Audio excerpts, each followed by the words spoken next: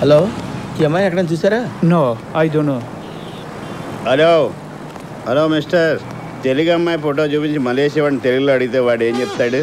నేను చెప్పనా? నీకు తెలుసా?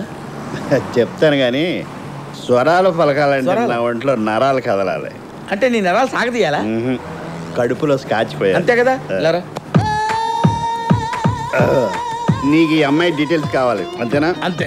ఈ అమ్మాయి పేరు ఇందు, ఏజ్ 20. నీకేమవుద్ది?